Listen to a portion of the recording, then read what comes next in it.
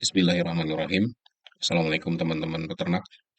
Kembali bersama Peter Max, aplikasi digital untuk recording ternak sapi, kerbau, domba, dan kambing. Dan kali ini kita akan membahas mengenai fitur persediaan.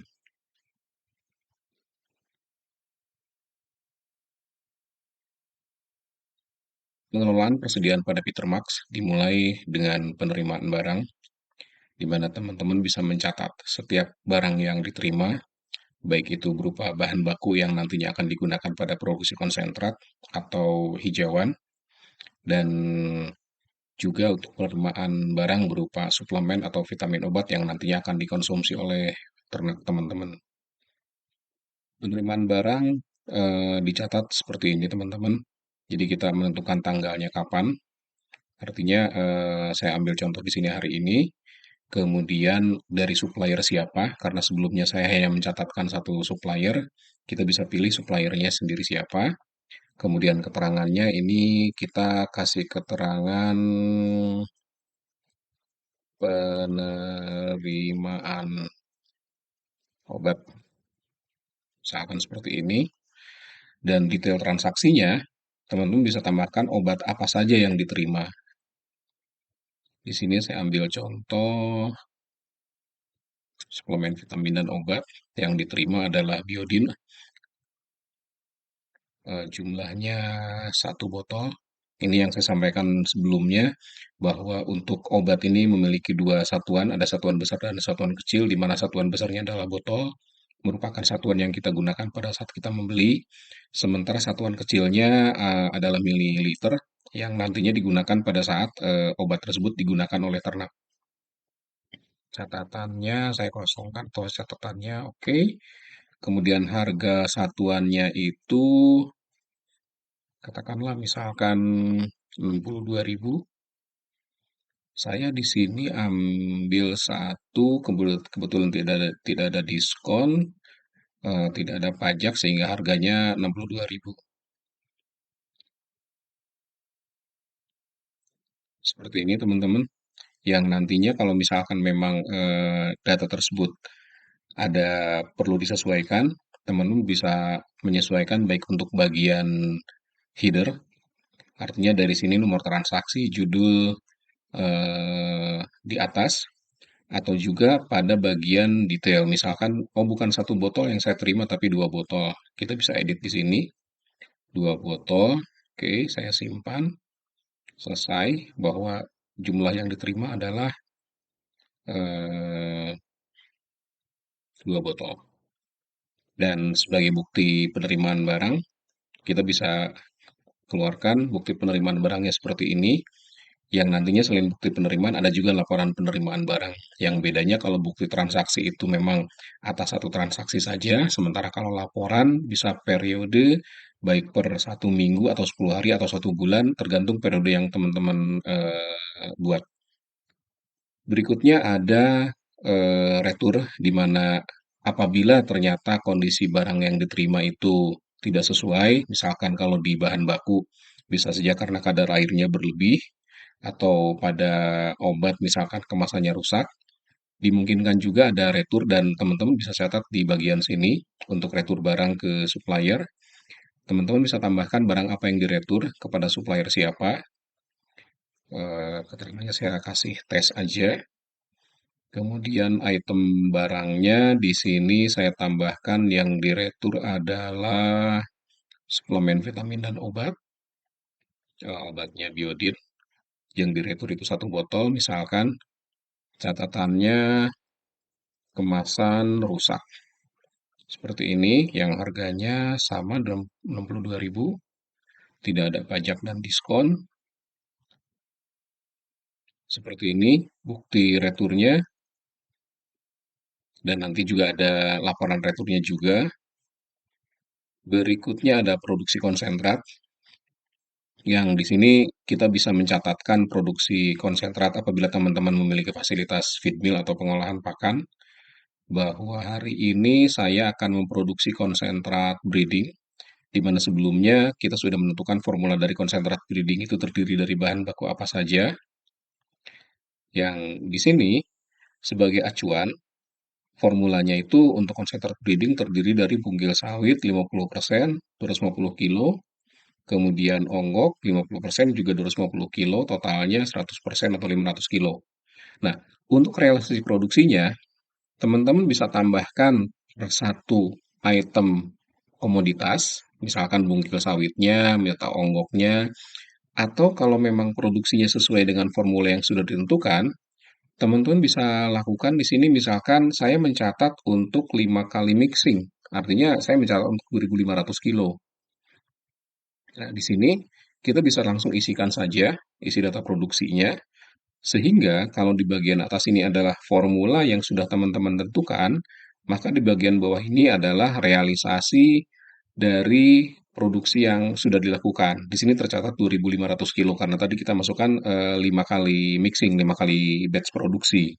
Seperti itu. Adapun ketika misalkan ada bahan baku lain yang ternyata ditambahkan ke formula ke formula produksi ini, teman-teman bisa tambahkan di sini barangnya apa dan jumlahnya berapa, atau kalau memang ada yang kurang sesuai juga bisa dilakukan edit data di sini. Misalkan ini bukan 250 kilo, tapi katakanlah eh, karena di sini bungkil sawit sudah ada, misalkan 200 300 kilo misalkan. Sini saya akan delete dulu bungkil sawitnya dan saya tambahkan manual. Tambah data barang untuk item bungkil sawit sebanyak 30, 60% lah katakan. 300 kilo, harga satuannya katakanlah 2.000, sehingga di sini hasilnya menjadi seperti ini, 1.550 kilo.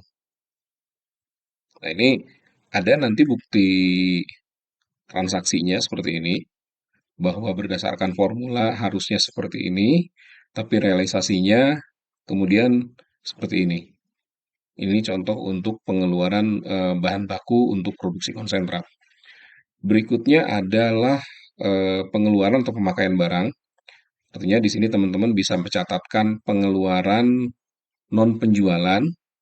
Misalkan kondisinya ada pembeli yang katakanlah beli ternak satu rit, beberapa belas ekor katakan, yang karena perjalanan yang cukup panjang, maka dia minta diberikan konsentrat. Misalkan seperti ini, kemudian barangnya adalah konsentrat, konsentratnya konsentrat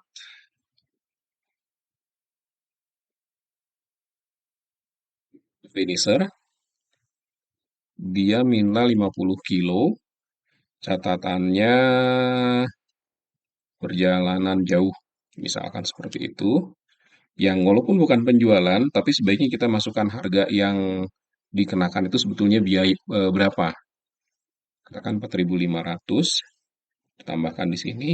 Atau bisa juga kondisinya pembeli tersebut karena beli ternaknya lumayan banyak, kemudian dia minta bonus biodin satu botol, misalkan seperti itu. Nah, teman-teman bisa catat pengeluaran non penjualan tadi di sini. Sementara nanti untuk pengeluaran yang akan dikonsumsi oleh ternak akan ada di aktivitas pemeliharaan ternak sendiri, misalkan pemberian pakan atau perawatan atau pengobatan. Dan sebagai bukti transaksinya akan bisa dicetak print out seperti ini nantinya bahwa ini adalah bukti transaksi pengeluaran barang. Selanjutnya ada lagi mengenai penjualan barang. Jadi di sini teman-teman bisa mencatat ketika misalkan teman-teman menjual konsentrat karena baru ada satu customer. Di sini saya catat di customer satu, kemudian item barang apa yang dijual, misalkan di sini diambil konsentrat, kemudian konsentrat breeding jumlahnya katakanlah 100 kilo dengan catatan oke, harga satuannya 5.000. Misalkan seperti ini, tidak ada diskon, tidak ada pajak, tambahkan data barang. Lalu juga, oh ya sekalian kita jual konsentrat, kebetulan customernya juga beli obat ke kita.